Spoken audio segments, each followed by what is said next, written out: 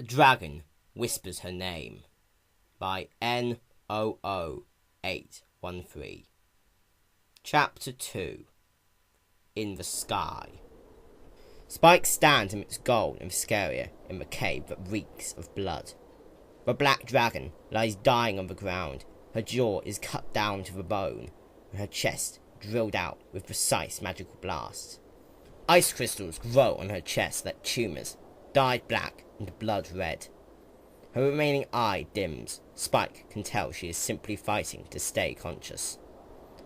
He kneels beside her. She was his kidnapper, but now she can do nothing but lie down and bleed out on the cold stone. All the gems in the golden halls of the City of Sands can do nothing now. There is nothing more to fear from her. He knows. This is the end of her line. She looks at him. Even dying, her amber eyes seem to glow, almost as if there is a fire inside them. Spike touches her face, running his claws down the side of a gash. It leads from the bottom of her eye to the tip of her snout, and appears to have been slit open by a thin, razor-sharp blade. Blood pours from it like a red river, staining the claws and the scales. He ignores the stickiness and caresses the scaly cheek. Her eyes gleam, golden fire raging inside them. When Spike notices, he yelps and tries to pull back, but cannot. It's like his claw has been attached to the dragon's face by invisible ropes, and despite all his efforts, he cannot move his arm away. But she does not complain. Spike only watches as his arm adopts the amber sheen. He tries to shake the arm loose, but again, out of her mouth flies a flickering flame, orange gold like her fire and her eyes. It drifts slowly into the air and towards him, the size of a lantern flame. The fire twirls and twists, unsupported. Even the blowing wind does nothing. Spike instantly knows that it's magical in nature. Like a fire many times its size, it lights up the entire cave, and the gold and gems burn vicious shades of orange, yellow, and blood red. His mouth hangs open, and his eyes cross as the flame flutters ever closer to his snout, and then, like a hornet, it dives down his throat. Spike's eyes roll back in his head as he writhes on the ground. The inside of him feels like a furnace, and his muscles and scales feel as if they will melt or burn. His mind goes black for a moment, and when Spike begins to panic, memories fill his head. They are not his memories. He's seen black claws moving, slashing, orange fire burning, the primal joy of taking to the sky under a sweep of his mighty wings. Hunger, pain, sorrow, anger, fear. The smell of roasted flesh, crisp snow, and blood. Plans, glimpses of lines and maps. The sea, so wide even from so high up. Green forests, crunching downwards under his weight. The all-consuming darkness, even as howls emanate from the very trees themselves. Violence, bloodshed, murder, death. Spike sees a century's worth of it. For a second, the taste of blood fills his mouth. He gargles before spitting it onto the ground. A black splatter appears on the stone, and Spike scrapes a claw against it, watching it cling to the scales. The taste hasn't disappeared. If anything, it's gotten stronger. Spike raises an arm to wipe his mouth clean of the smell and taste of not home. It isn't him. It's foreign. His lower forearm comes away, glistening with blood. Spike notices more blood on his chest and belly. It drips from the spaces between his scales, covering the gloss in a layer of old viscera, like rust painted on metal. Just looking at it brings back the ghost of the shocking, blazing pain, and Spike winces, turning to look for anything for a distraction. His eyes settle on the corpse of the black dragon. She's perfectly still now, as if she's sleeping, but Spike knows that she will never wake up again. He brings a finger up and traces the black dragon's cheek wound. The black dragon. He would never even get to know her name. For some reason, she seems smaller than before. Spike turns around before settling down next to the corpse. It's not an illusion. Either the black dragon has shrunk, or he has grown. The latter is far more likely. There's a cold feeling settling in his gut, and Spike searches around for the right word to describe it, before breaking through the fuzziness of his mind for a single word. Dread. He holds on to that word, as if the word itself will protect him from what he dreads. He doesn't even know that. It was foolish and illogical, he knows. Someone once told him that. The name eludes him, but a face, a lavender pony, female, a unicorn, manages to claw its way up. Words can only do so much, but right now, they are all he has. A glint of gold catches his eye. It's the armour of one of the soldiers or mercenaries that the Black Dragon had died to protect him from. One of them, at the back, is still relatively untouched. Spike fixes the destination in his mind and stumbles out of the cave mouth, blinking rapidly as white fills his vision. They are soldiers, he can see that with a glance. They all wear the same golden armour, and they are all ponies. The first step is always the hardest. He underestimates the length of his new gate and crashes headfirst into the snow. It's thick enough there at the peak of the mountain to prevent more damage to his sore body. Spike lays there for a while, fighting a tired battle in his head. Should he even bother to get up? Around him, there is that scent, horrifying, familiar and normal, of blood and cooked flesh. It's been so long, and they haven't showed up yet. Who are they? Spike racks his brain. Again, only that purple pony's face shows up in his mind.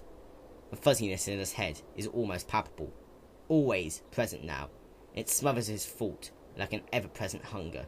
Spike snarls into the snow, but at this height, there is no one who can share his frustrations with.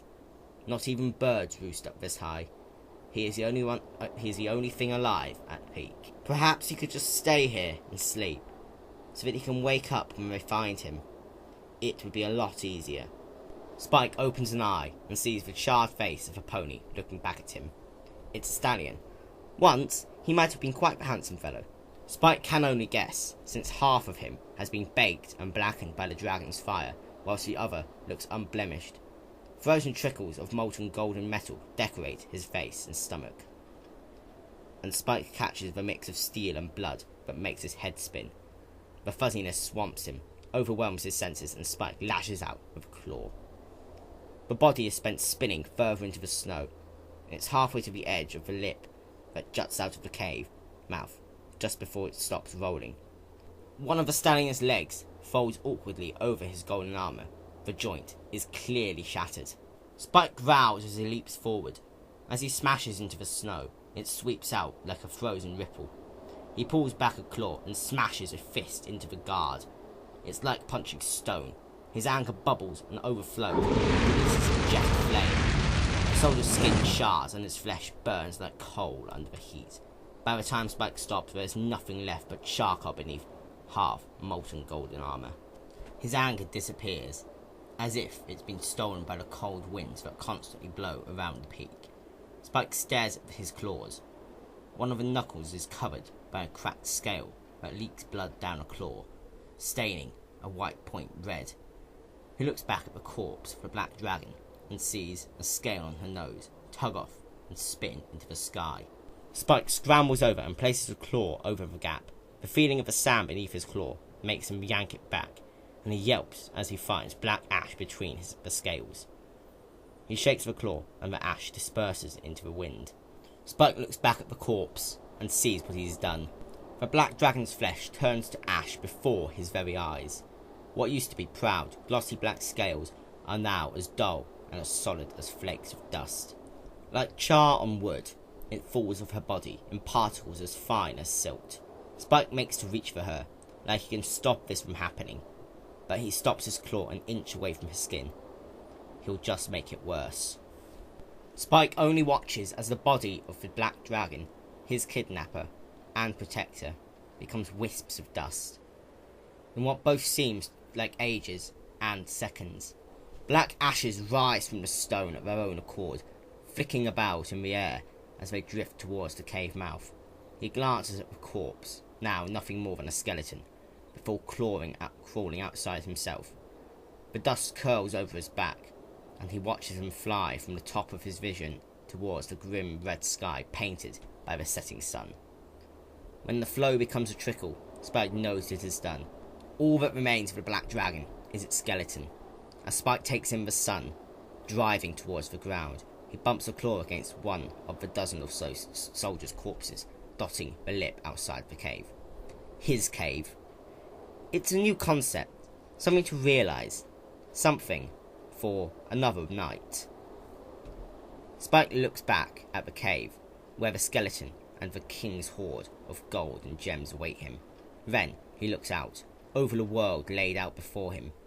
Beyond the blood-washed snow of the lip, a forest surrounds a tiny village. In comparison to the immersed, palpable darkness of the wild, the lights in the village are short-lasting and frail.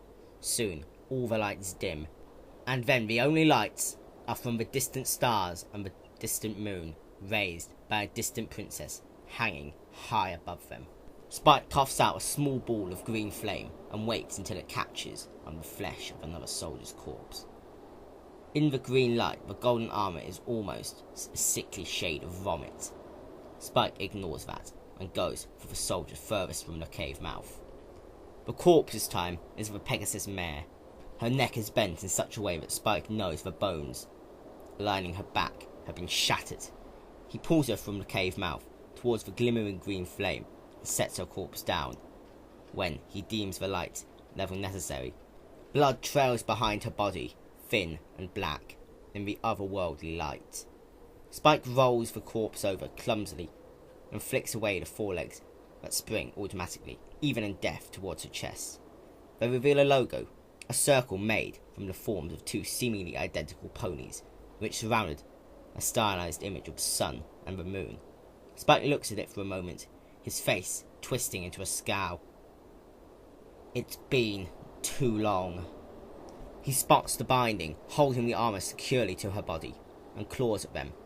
They bend, but the metal is stronger than it looks. Spike growls, and as flaming spittle collects in his mouth, he wraps his jaw around the connector. The teeth scrape against the mare's flesh, and the pungent taste of blood and smoked flesh once again fills his mouth. But he pushes the thought away. It's nothing so special. With a creak and a short shriek of twisting metal, the buckle turns into putty. Spike rips the armour off and throws it into his pile. If someone comes by, they won't be able to steal it. And any visitors will know that this is where the soldiers have found him. He hopes that it will be enough. He knows, deep down, that it won't. Spike tries to spit out the little glob of pony blood in his mouth. He can't. The blood has seeped into the spaces between his teeth, coating them in the sweet, salty scent that seems to be designed to coax his primal instincts into life. He looks at the mare again. Her body is supple, her musculature lining her sky-blue coat. A wound in her side is pouring blood like a miniature brook. The taste of it sets off tingles in his nostrils. He turns his head away to the sky. It's black and dotted with distant stars, and he knows that none of them will help. So, he begins on chewing on the next set of armour. By the time he's finished, 15 naked bodies lie in the bloody snow, and golden armour plating is splayed out across the floor of the cave. The weak, pink light of a rising sun casts the dead and the gold in a fragile cover of coziness. Spike is just going to close his eyes when he hears an odd coughing sound and a low, trilling screech. His muscles ache with tiredness, both emotional and physical, but the Black Dragon's lessons have stuck well. There may very well be enemies around the corner. He half lids his eyes, hoping, but he gives the impression that he is sleeping. The lull is strong, but Spike hopes his will is stronger. It isn't. The image of a brown feathered vulture alighting on the top of the mare's body is the last thing he sees before his eyelids crash shut. Nature has shredded the flesh from bone. The smell of blood tickles his nose as Spike wakes up from his black slumber. For a moment his heart races and his blood thunders in his ears as a sharp, primal clarity crystallizes in his mind. But it's gone when he squints at the snow outside the cave mouth. The slush, infused with blood of two species and churned by violence, has frozen overnight into waves of translucent ice. It ranges in colour from the palest pink of the sunrise to the deepest crimson of gore. Bones lie in haphazard piles amidst the solidified crests and tufts, stripped clean of meat and marrow. A pony skull stares back at him, and Spike imagines reproach in its dead glare. Gold clatters against itself as he shifts on top of a pile. His pile. His hoard. And all of it paid for by death and blood. He turns his head to look at the black dragon's skeleton. The grey bone still looks fresh, like one of the pony bones scattered in the snow outside the cave mouth. Yet Spike cannot smell any hint of life at all. Despite their appearance, they are as dead as rock beneath his claws. His stomach growls as he pushes himself out of the cave. It's a deep rumble of thunder that seems to resonate through his entire body, and is followed by the dull kneading of hunger in his gut. That's enough to push his still tired limbs into action. When a gold bar slips beneath his claws and his tail lashes out to keep his balance, it meets momentary resistance. The rumble and clatter of a skeleton falling to pieces sounds weak and soft next to the growl of annoyance in his throat. Spike glances backwards and sees the black dragon's skull grin, its dead grin, as it sits in front of the pile of bone. He hisses, shakes his head and steps out of the cave. It would have happened sooner or later, he thinks. Still, he pounds a fist into the ice, crushing a frozen pink crest beneath his scales. Shards of ice fly outwards like exploding bone. Bones are all that's left of the shot soldiers, and all that's left of the black dragon. Spike casts the cave behind him. One last look, taking in the gold and gems and bones. Was it all worth it? Before the fuzziness in his head and the growling of his stomach can overwhelm him, he rushes to the edge of the lip and looks downwards. The base of the mountain dives impossibly far down, shrouded in cloud. In the setting sun, the wispy strands of white are dyed inferno orange. By the time he reaches the base, his claws stiff from the clamber, only a sliver of blood-red sun remains in the sky. The hunt is a complete failure. Spike's stomach churns as hunger pangs stab into him. He watches a pig scramble away into the underbush, its stubby tail flicking as if mockingly waving him goodbye. Too slow. Always too slow. A growl escapes his throat, and his fire collects at the back of it. No, he won't burn down the forest just to take out his frustrations. That would be a waste of energy. He tightens his throat, and the fire retreats. Spike slumps against a tree. It's a thin pine, young and pliable. It bends backwards under his weight. The air is lightly sprinkled with the scent of animals, and the stink of utter fear. He almost laughs at the irony of it, but a well-timed stab of hunger chokes it into a cough. So much for being the apex predator in this little corner of the forest. He can't even catch a squirrel to save his life. Literally. He considers retreating back up the mountain to make do with his dwindling stacks of gems, but a glance at the snow-capped peak and the twin tear tracks of ice that ran down the slope tells him not to bother. He'll run out of energy halfway up without food, and there he'll freeze to death. Spike sighs and collapses onto the ground. The scent of earthworm-churned mud and decaying leaves trickles into his nostrils. The dirt is damp and gives way easily beneath his claws. His tail stills and settles on top of a layer of leaves, paper, the bare soil. Deep down, he knows that his scales will be covered in layers of dirt and grime when he gets back up. But right then, he doesn't really care. Perhaps tomorrow, he thinks. As his eyes tighten to close, the sky beyond the thick veil of black leaves brightens, and the mirthless chuckle sounds in his mind. Too late for sleep. Tomorrow has come. He still can't find any motivation to move, to search for prey. Last night's attempts had ended with nothing but dirt in his claws and the exhaustion in his muscles. Sleep's call turns his muscles into mush, and Spike approaches the precipice of the abyss as his eyes half lids. Odd. Again, he has no word for it. It's like sleep, but being awake. Not wide awake, just barely. At the same time, Spike has learnt a long time ago to trust his instincts, however, so he does not attempt to fight back. He waits. He will know what to do when the time comes to pass. The boar is unaware of him. Spike's body is unnaturally still. even as his hunger-addled mind drives his heart into an ancient battle march. Blood pounds in his ears.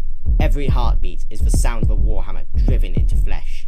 His muscles tighten beneath his scales, and his breath slow until they are as light as the breeze caressing the leaf. The boar's ears flicker towards him. The primal instincts etched into Spike's brain hold him steady and still, mindless of the hunger building up inside. Every pulse of his heart seems to shake his body as his vision clears, and everything gets a little bit sharper.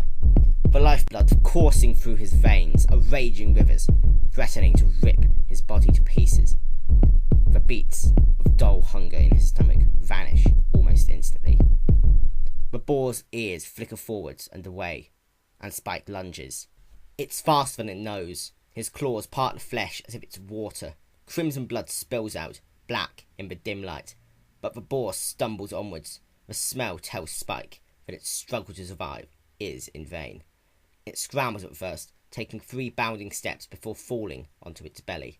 Blood pours out of its hind legs, like sweet, spicy rivers, as it crawls forward, grasping at the decaying forest floor with its forelegs, as it tries to pull itself forwards. Spike ambles after it. There's no need to hurry now. Somewhere, deep inside its brain, he recognises that his mouth is hanging open and his lips drawn back to expose needle-sharp teeth. Spit collects at the base of his tongue, in sync with the all-encompassing beat of his heart and the symphony of blood playing in his veins. The boar has stopped moving now, its leg twitching and its breathing rapid as Spike bears down on it. It tries to snort, but the sound only travels halfway up its throat before being hit by Spike's claw. It looks up, eyes wide and pleading, and Spike returns its gaze as he rends it open, neck to stomach. There's no scream, no sound but the violent thrashing of 3 limbs and the soft splutter of collapsing blood vessels. The boar's eyes dim as its lifeblood coats its chest and claws. The scent drives his heart into overdrive once more, and he whips his head around, searching for anyone that would dare take his prey away. He looks up and sees a lone brown bird circling overhead. It's just a speck in the sky, far enough away to dodge a jet of dragonfire. It won't bother him, or his kill. Spike looks down at the boar's mutilated body, and for a moment, a spark of something ignites in him. Then a wave of hunger explodes from his stomach and smashes into his brain, and everything is lost in red. Spike looks back down from his current perch, halfway up the mountain. The day's hunt has been good. A trail of footprints, coloured stark blood red against the pure white of the new snow, is evidence of that. He smiles near automatically, but it falters slightly as he turns forward. 3 figures look down at him from the flattish platform above. They're on the snaking path that wraps around the mountain many times, every loop closer to the peak, and his horde. He snarls and puts on a burst of speed, all exhaustion forgotten as his heart starts singing the battle song. They leap backwards as he crests the edge of the path, and Spike feels a cold numbness settle in a corner of his mind, whilst another corner burns with wild anger that quickly spreads through his muscles. The hot anger summons fire from deep inside his throat. The cold part of his brain disregards everything but the immediate situation in front of him. 3 figures, 2 bird cats and 1 unicorn, all wearing mismatching armour and drawing weapons. The unicorn raises a piece of metal, and the magical discharge tickles Spike's snout.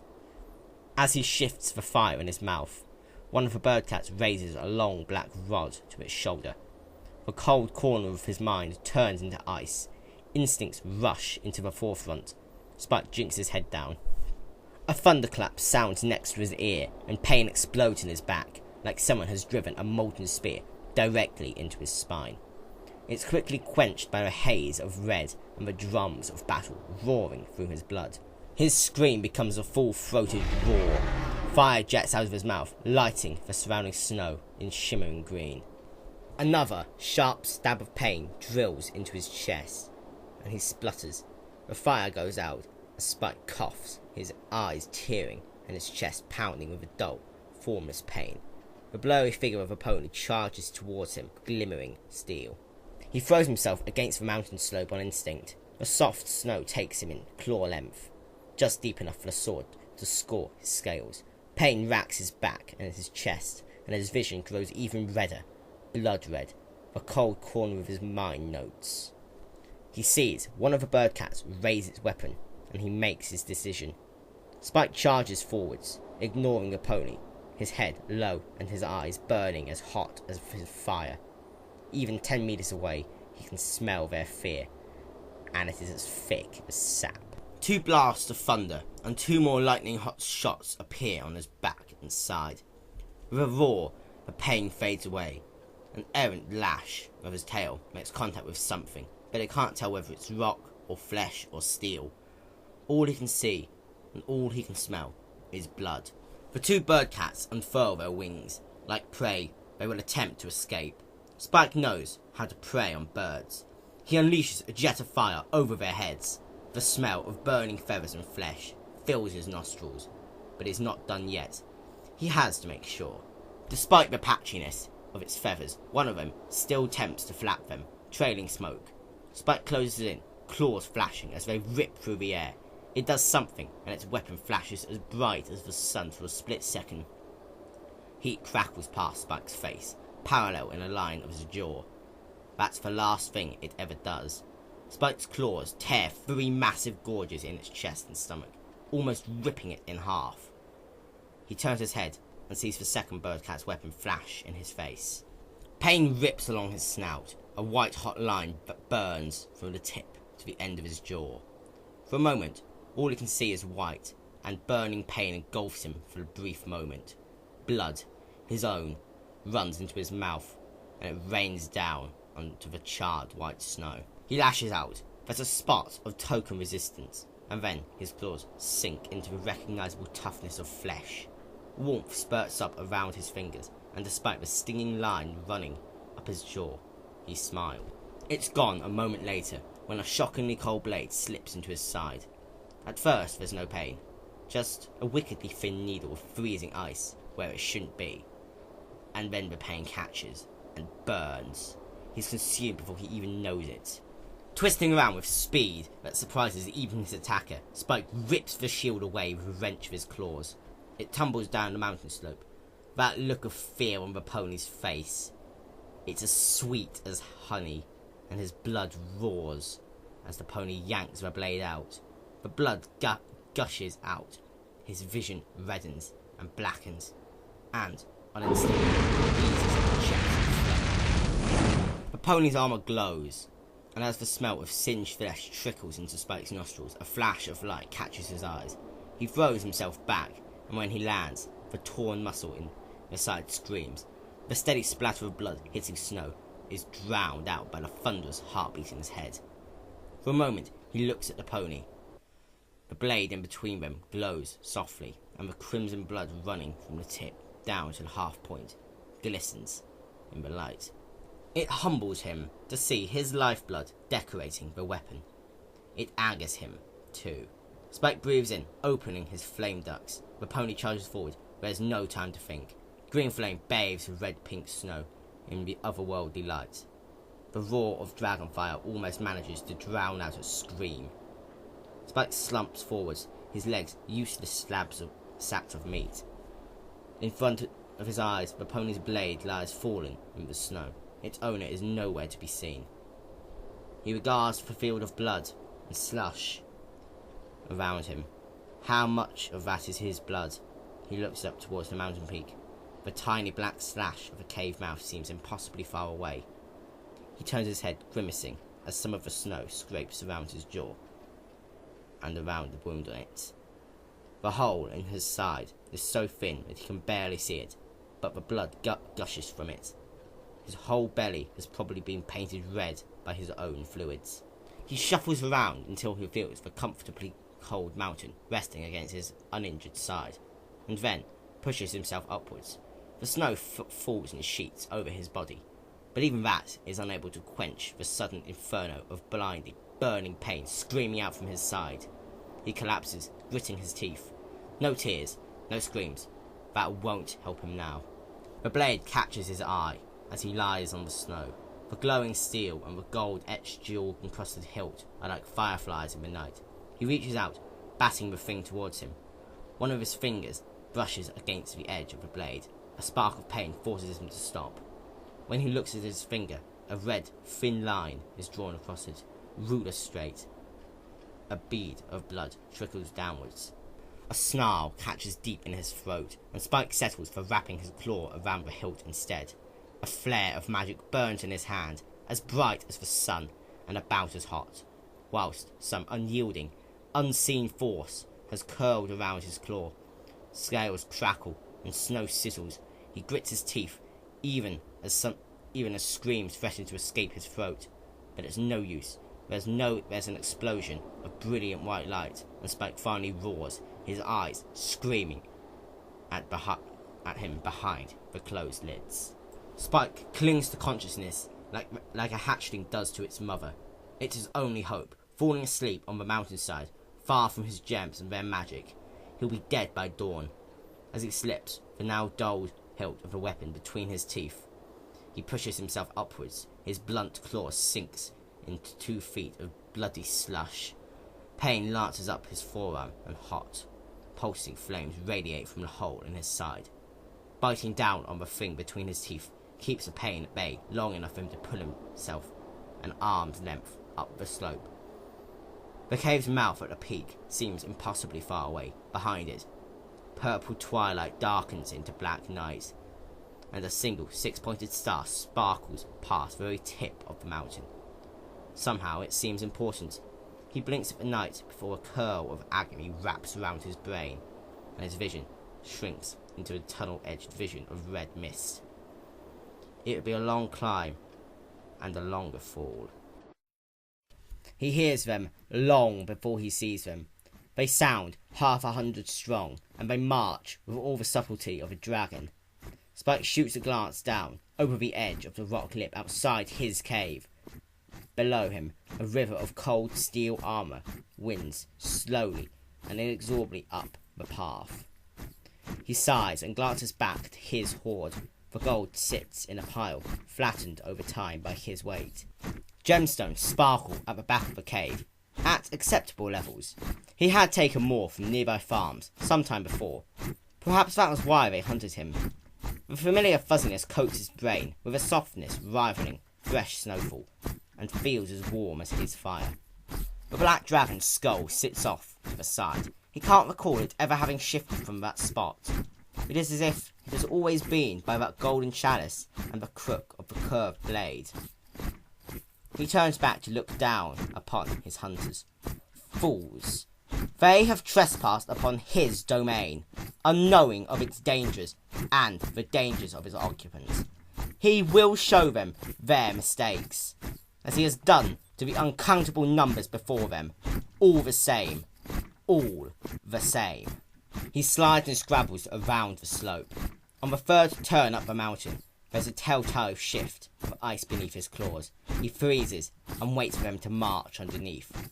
From his height, they look like little beetles crawling around in the dirt, trying to clamber up into his fresh kill. All the same. He props himself up against the harder ground and scrapes at the snow and ice beneath him until there's a crack. A burst of flame later, and the ground underneath his hind claws falls away with a rumble that rivals thunder in noise. He crawls upwards, ripping huge gorges into the ice with his foreclaws. Once on stable ground, he turns to look. The collapse has only buried the latter half of the group in ice and snow. A white mound is now present where they used to be. Blocks of ice stick up through the snow in broken pillars, some of a width of his leg. Some stay to remain with their fallen, but others continue up the mountain path. With satisfaction, he notes that they can move quicker now than before. Fewer bodies to coordinate, and more fear for fuel. And fear is more treacherous than ice.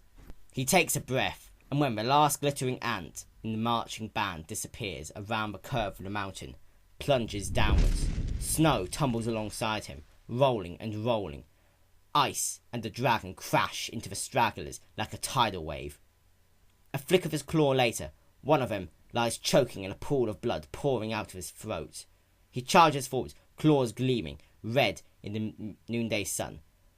The next two have barely turned their heads before he is on them, shredding armour and flesh alike with a flurry of swipes.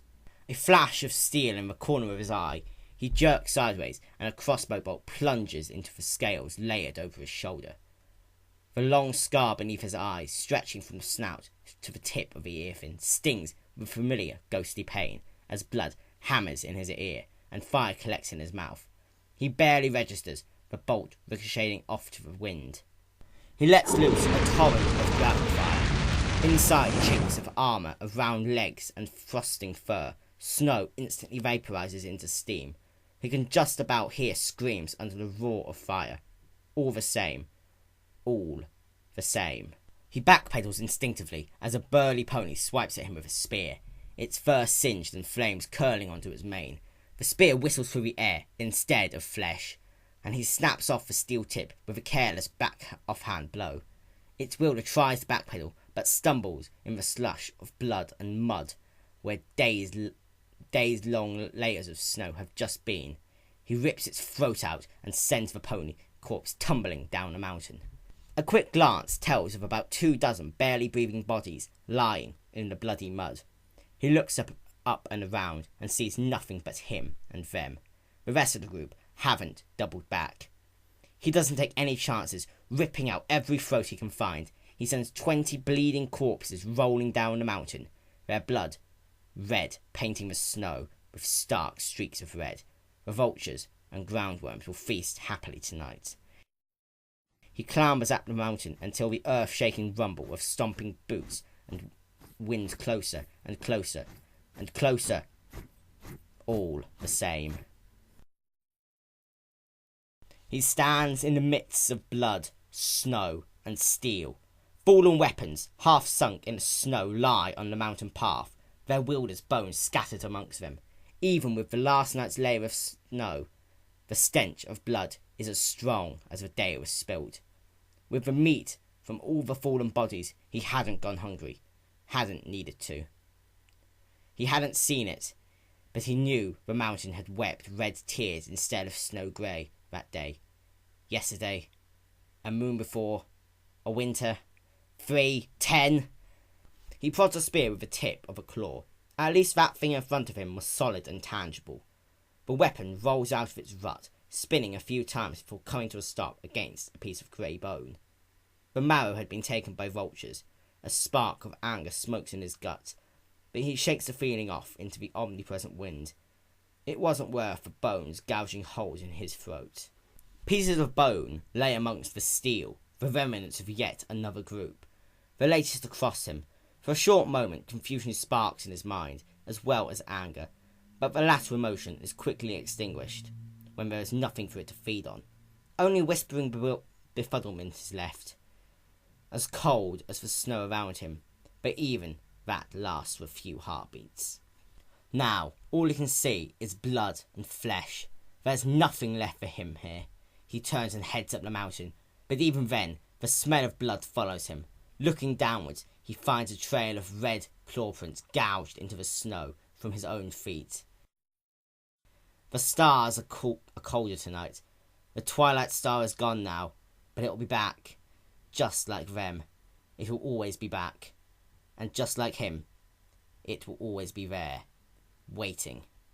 The thought fits through his head like a fox through a forest. For some reason, there's a heaviness setting in his chest. A dense lump of rock that's colder than the constant snow and steel around him. Before he knows it is gone, there is nothing left but him, the blood and the slaughter, and he finds that he feels nothing at all. Nothing. He blinks and pulls himself into his cave. A dragon's bones are scattered amongst the riches amidst the piles of gold he's amassed. Warmth settles in him as he settles amongst his hoard. With a full belly and surrounded by wealth, he barely registers his tail slapping against something and the resulting clatter of bones. His eyes slam shut before the skull stops rolling and falls into darkness. The scar along his snout screams with a long-forgotten pain, and his eyes flicker with just the faintest hint of recognition. But it's gone all too soon, and he wonders what he remembers, and why it's so important. The electric smell of magic. Lots and lots of magic.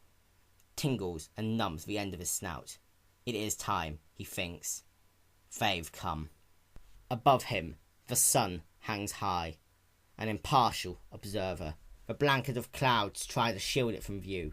Just like every morning, he ambles to the edge and looks downwards. A lone, brown figure pounds along the mountain path, mist swirling around it. He knows of illusions. Trickery always makes fights more tedious, and he sighs and watches. There are none of the typical signs. There is only one coming up to face him. The trickle of magic inside his snout warns him that this is no one to be trifled with. The figure is much more than it appears. It will be some time before the battle, he knows, but pre-fight jitters are already coursing through him as he flexes his claws on his pile. He's been through more clashes than he can remember. They're all just blurs of blood and pain and screams in his memories. The wait, the calm before the storm. It never changes. Lose and die! Another flare of magic washes over him, and his snout scar stings yet again. He grimaces. It hurts far more than it ought to. He breathes in. The cold mountain air, though crisp, as it is every morning, now carries it with it a promise of blood and the promise of death.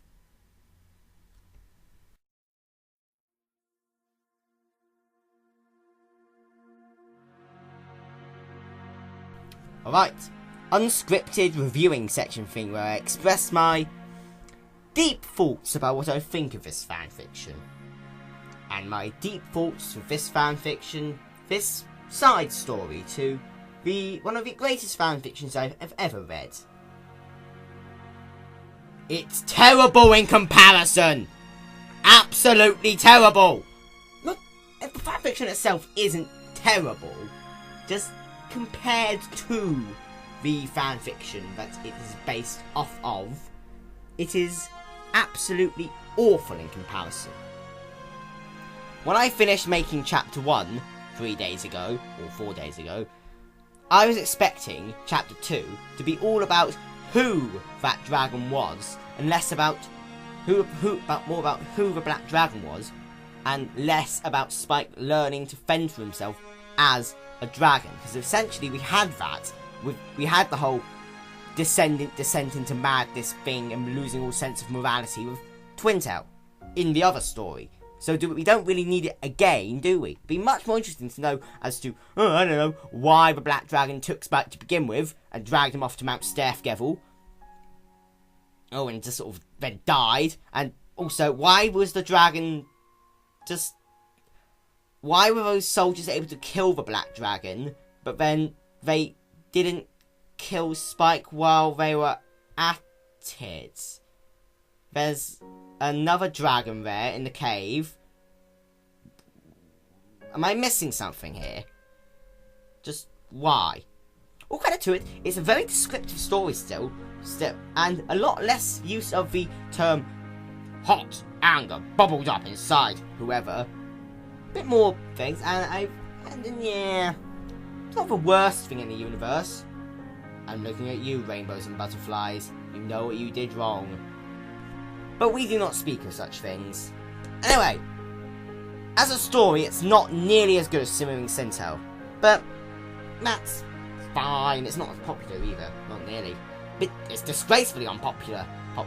It needs more recognition, guys. Everybody, I encourage you, all of you, my 2 viewers, go to Finfiction and press F5 100 times. All of you, go, do it. Your High Lord commands you. This is not a discussion. Do it now. What else can I say about it? I don't know. I'll probably think of something. I do these live because something. Anyway, I am I am starting an education again soon. On the 16th of September, I'll be going to Plumpton to start my blacksmithing training, career, job, thingy, whatever you want to call it. So that is actually going to be consuming an awful lot of my time and life again. So for me, I can't really promise any really long stories, and they'll be coming at a much slower rate at that point. So there's that. Again, I need stuff to read, recommendations, tell me, short stuff preferably. How short, don't really care.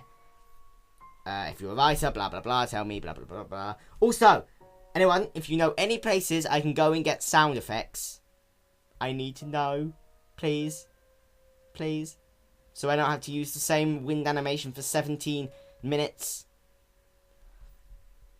Apart from that, thank you for watching, listening, commenting, doing whatever you do. And off with you now, mortals. I have stuff to do.